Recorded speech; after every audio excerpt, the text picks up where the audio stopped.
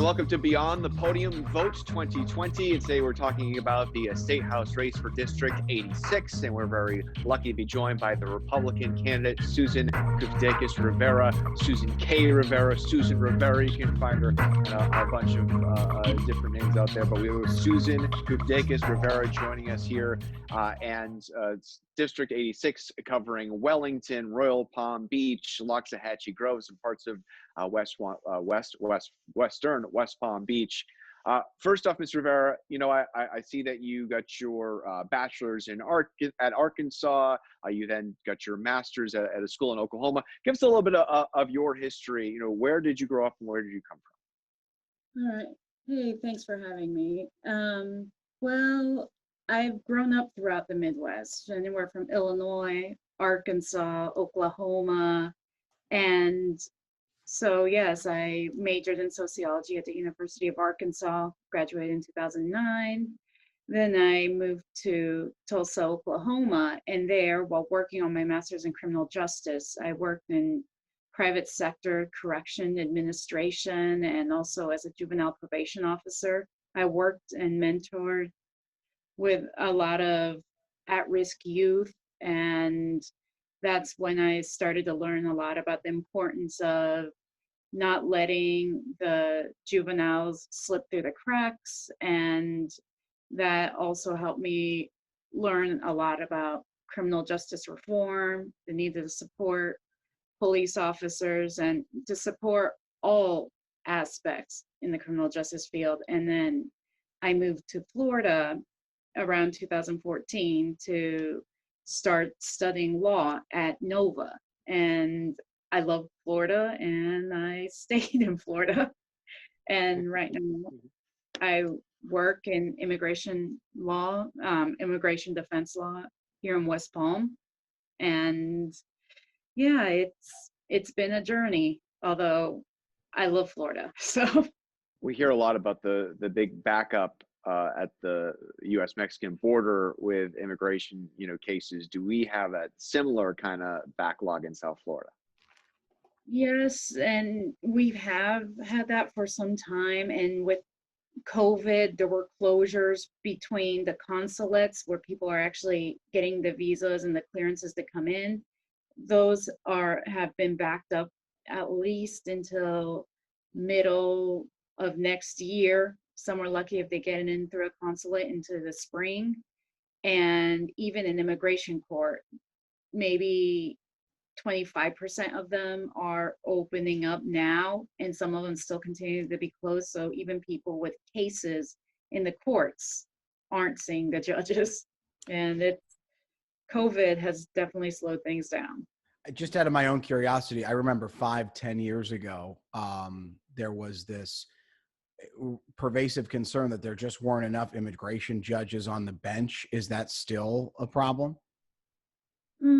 It is, and unfortunately, when there's limited resources in the government, there are only certain positions allotted. I know through the COVID crisis that hit, there's actually been furloughs for employees, even on the Department of Homeland Security side, where that's the government attorneys. It's almost like the prosecutor and the defense attorneys in the criminal context, but doesn't have to do with criminal law. And the government attorneys have even been furloughed for some time, and now they're just starting to get back to work. So we can only hope that things start to get back to normal sooner than later. But well, of course, as a reporter, that fascinates me. You and I will circle back on that on another realm, but let's go back to your candidacy. Matt, go ahead. Yeah, well, I was going to say, this is all very interesting, but of course we are interviewing you because you're running for state representative. So what made you want to take that next step and get into politics? Well, at first I thought, well, let me just work behind the scenes. I know there's a lot of aspects in our community and state that we need to focus on. Obviously, when there's big national election going on, not too many people pay attention to what's going on in your own backyard. And the more I started to ask about questions of what's going on with our education system, what's going on with criminal justice, people kept circling back to well, the people in office have been going back and forth for maybe even 6 to 10 years about the same thing. And I'm like, well, haven't there been any changes in the woodwork? And then people were like, no, really, not enough people step forward and run for office to actually take a chance to make this change. And obviously there was a vacancy in my district, and I definitely had ideas to present to the community, and I had a good backing from my party, so I stepped up. And mind you, this was right before everything closed down, so it was like the moment everything closed down, I was like, oh wow, I'm not only stepping on for a political race for the very first time, now it's like the most unusual type, because I'm not able to interact with people like your typical candidate would. So everything had to go through social media and the phone and technology and distance interaction. So it's been unusual. That So was, how has that worked for you? You know, are you seeing that you're getting the most interaction with people via social media? not as much as I would like because of a lack of funding. Obviously, with state and local candidates, especially if you're the newer candidate and you're looking at a grassroots style campaign, you don't have a lot of resources to begin with. So with that, it's been tricky. I mean, have been great people in the community who have reached out and have helped me. And I know my odds, like in my race, I'm substantially outraised. Not many people know who I am. So I'm just doing my best every day to get out there and send my message. Hopefully, am hitting enough homes where the race can be on a somewhat even footing. But obviously, being the new person and not having that strong backing financially, I know my disadvantages, but I'm hoping to get that message out. When you do get out there, as some, you know, I've noticed that, you know, on your website, you put a lot of your messages in Spanish as well. I've seen you do, you know, interviews with the Spanish newspaper. As someone who's also an immigration lawyer, you know, do you get make those sorts of connections with people out there? And are you getting the sense that there are voters out there that are really looking for someone like you to represent them in District 86? I I do see that. Even in the Hispanic community, I've talked to enough people that say, in general, there's very limited people reaching out to the minority communities. And even if they can't quite vote yet, they like to feel included in the decisions that go on in our community.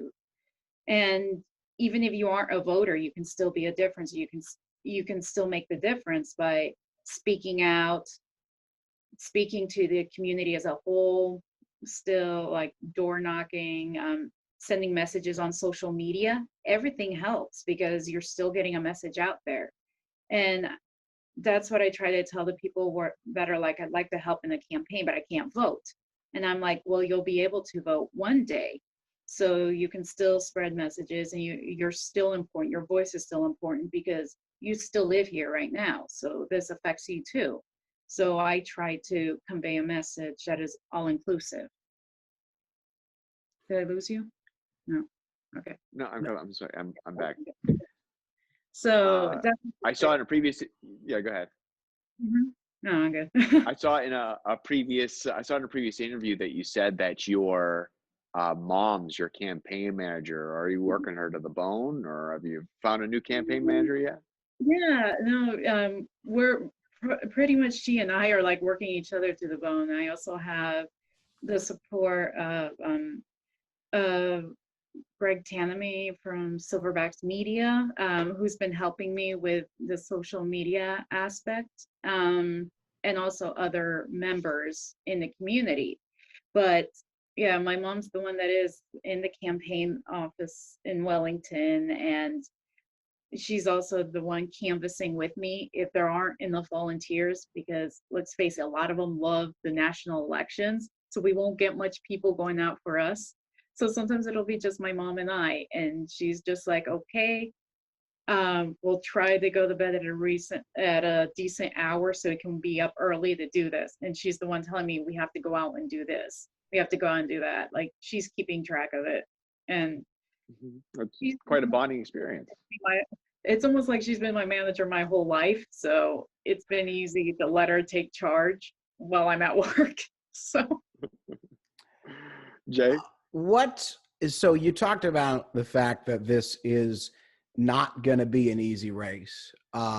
It's good of you to acknowledge that, because I mean, if you look at the numbers, it certainly won't be. What do you think is the thing that you can do to differentiate yourself from your opponent, who's obviously got a lot of power in this district? well, first off, I'm not a politician. I'm not a career politician. So I do bring that fresh perspective of not having that political people pleasing mindset. For me, I'm a member in the community. I've advocated for the community. I've volunteered for the community in another way.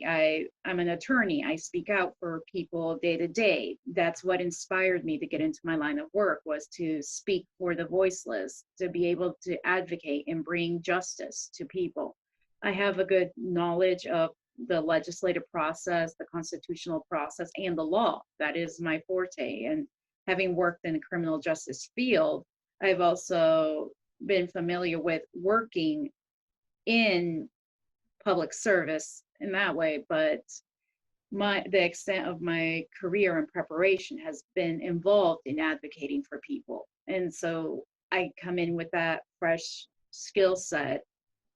And also, growing up as a minority in the Midwest, I know coming into a very diverse community, I know the shortcomings of being a minority in a predominantly what you would call white white, what would you call it, white demographic, because I did face certain hardships and alienation with my Puerto Rican mother, with her accent, with me growing up in a bilingual household.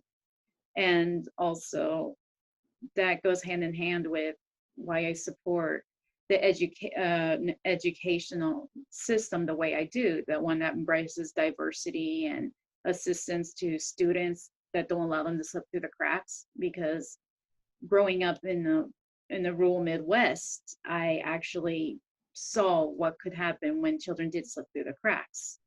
And sometimes these were children in minority populations. So it's almost like that perspective is what I could bring, and my tenacity to get to work to represent everybody. So I heard you mention a couple of policy points there, and you have over the course of the interview and in other interviews you've done, criminal justice reform, education reform, making sure students don't slip through the cracks. How do you itemize those into actionable policy? What are you looking to do from a policy perspective on those? Policy perspective, well, when I talk about education reform, I do talk about getting a panel of teachers, perhaps people in the education board, psychologists, like anybody that's well versed in education, together to iron out working plans, maybe to support the students with disabilities, who identify the at-risk youth who either act out or actually are acting out because they're suffering academically, or maybe they're suffering at home. If you can target what the problem is there, that can reduce problems in truancy, juvenile delinquency, and even violence in schools, because usually, and also bullying also plays a factor in schools to the reason why individuals act out. And that actually can help with public safety. It can help with criminal justice, and it just helps with community safety as a whole.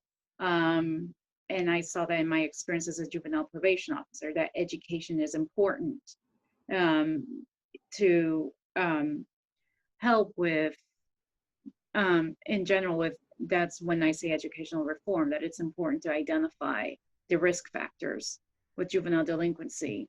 And that actually ties into criminal justice, because oftentimes the adults that are incarcerated were in the juvenile court system as well. Just certain problems went undetected, and it sort of snowballed into the adult offender situation. And so you can almost tie in education, public safety, and criminal justice just by looking at that whole perspective. So I'd like to identify a working education plan that doesn't allow children to slip through the cracks, but also definitely looking at a way for getting our businesses going through the COVID crisis. We've actually had this unemployment and closing businesses problem actually become tenfold, because no one was expecting basically the COVID-19 pandemic crisis. And so obviously a lot of jobs are lost. A lot of people are still out of work. We're still trying to figure out a way to get people back into work in a safe and effective manner. And maybe from a policy standpoint, incentivize small and local businesses to rehire their employees or to create new jobs so that we can get people back to work, because that's something that's causing great anxiety and also distrust of our state and local government, that people are now suffering financially. So that's something else. I would say as far as criminal justice reform, that's sort of shifted a little bit, because now there's this division between supporting our police officers or defunding police officers. The bottom line is we do need law enforcement to maintain law and order, but we also have to keep in mind, people are not above the law to destroy, cause harm, or destruction, but at the same time, officers are not above the law to abuse the power of the badge. So there has to be certain guidelines put into place that ensure that officers will be following the law in the same way that citizens are. But that's probably the best way to build back the trust between police officers and members of the community. To circle back on the unemployment thing very quickly, just so we don't get too far away from it, I want to circle back on the unemployment thing. Sure. When we talk about the state's issues with unemployment, do you think that the failures with the unemployment system, are they the fault of Governor DeSantis, former Governor Scott, now Senator Scott? Do you think that there's blame to be had there? Honestly, I really don't like to say there's blame, because honestly, it was like maybe there was a system put into place that didn't work. And maybe it was during a transition between two governors, and maybe certain problems began to, people began to discover these problems as we transitioned from one governor to the next.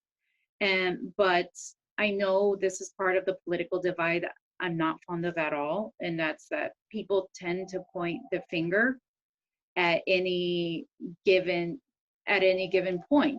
And so for me, I just say, if there is a problem in the system right now, we shouldn't divide between parties and point fingers. Right now, we need to unite and actually find a working plan to get through